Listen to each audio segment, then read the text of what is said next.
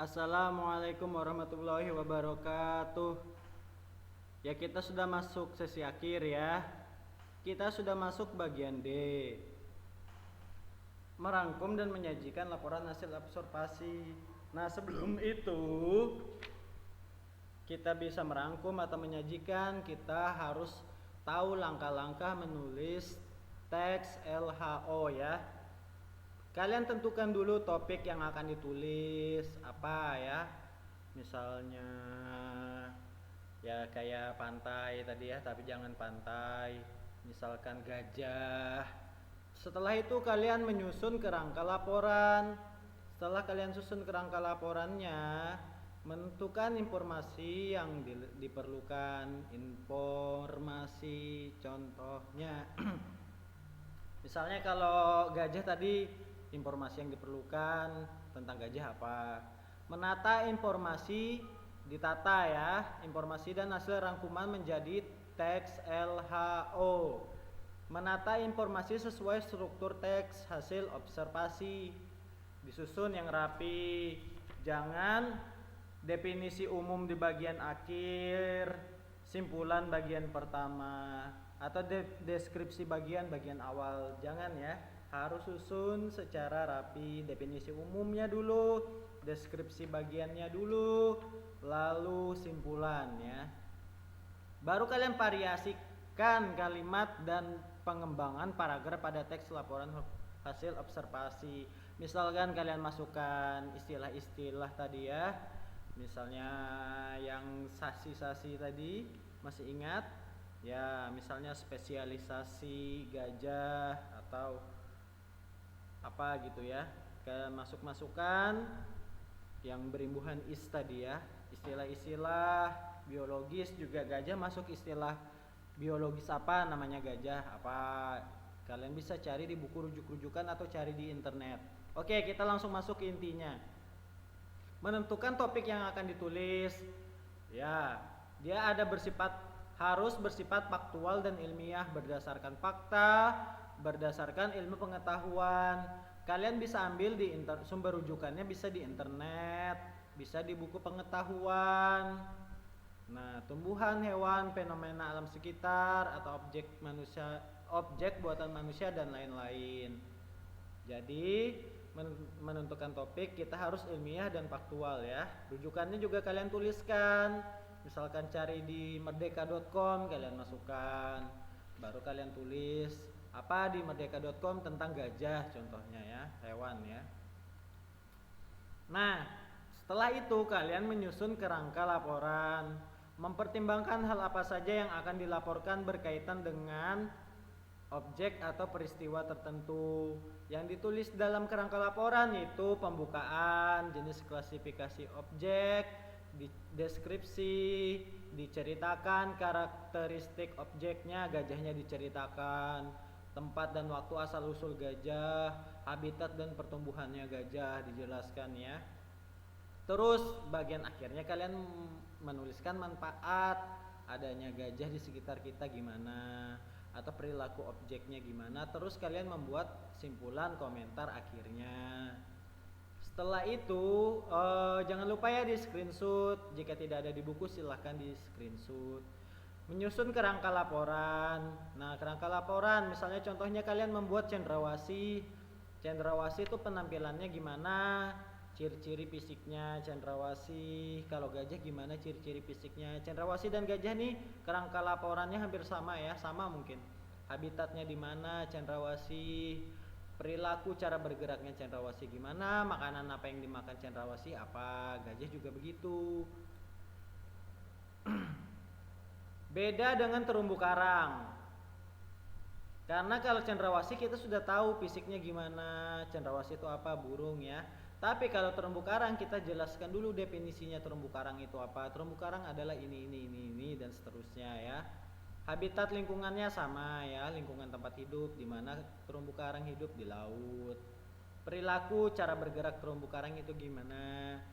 Terus makanan, kalau di cendrawasih kita jelaskan makanan kerangka laporannya, tapi kalau terumbu karang dia jenis dari berbagai segi-segi bentuk. Kalian jelaskan bentuk-bentuk terumbu karangnya begitu. gitu ya. Kerangka laporannya hewan dan tumbuhan berbeda. Tapi terumbu karang termasuk hewan ya. Tapi terumbu karang dijelaskan dulu ya. Jenis terumbu karang ini, laut ini, laut itu. Bentuknya gimana dijelaskan di sini. Oke, kita lanjut lagi. Menentukan informasi yang diperlukan. Informasi yang diperlukan diantaranya pengertian ya.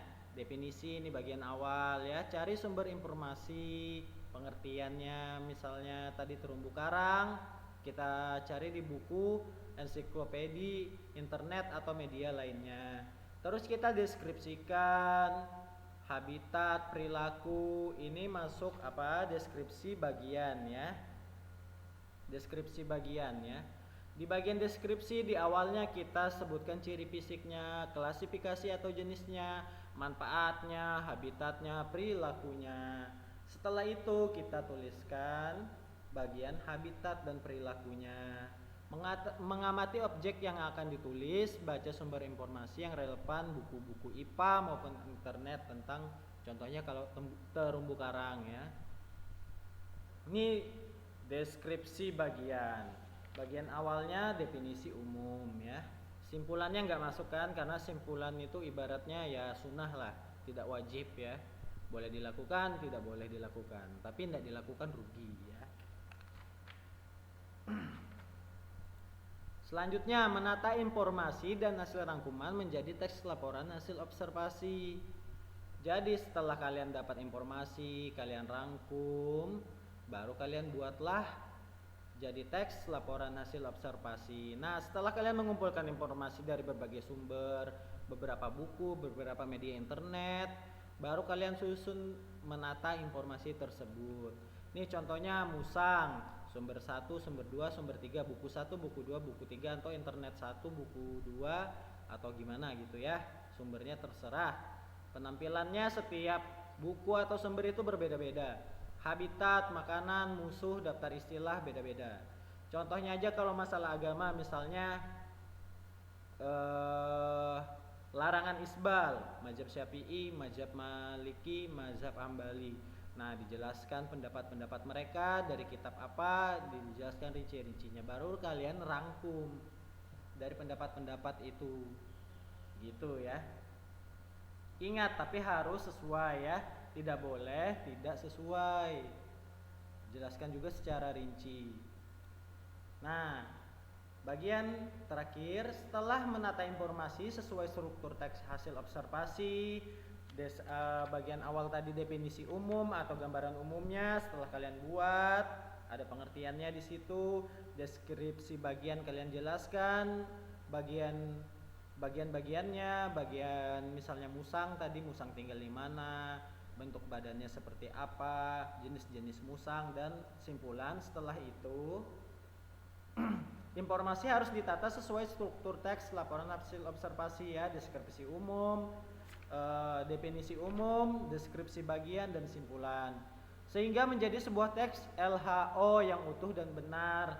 Lebih bagus lagi kalian sertakan gambar atau foto. Misalnya kalian mau buat musang, setelah kalian bikin definisi umum, deskripsi bagian, simpulan, baru kalian masukkan foto biar lebih meyakinkan dan lebih ilmiah.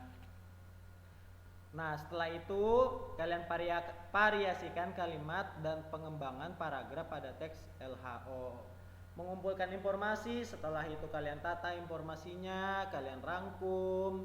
Nah, setelah itu kalian variasikan, entah kalian musang kalian mau masukkan variasi kalimatnya tentang namanya misalnya apa. Kalau padi Ustaz tahu Oryza sativa. Nah, kalau musang enggak tahu ya, masukkan kata-kata biologis, kalian variasi, kalian perbanyak di paragrafnya ya. Nah, sudah selesai untuk muatan bahasa Indonesia. Tidak ada tugas, tapi kalau tidak lulus ujian nanti akan ada tugas remedial ya. Ustadz akhiri dengan kafaratul majelis. Subhanakallahumma bihamdik, asyhadu alla ilaha illa anta, astaghfiruka wa atubu ilaik. Assalamualaikum warahmatullahi wabarakatuh.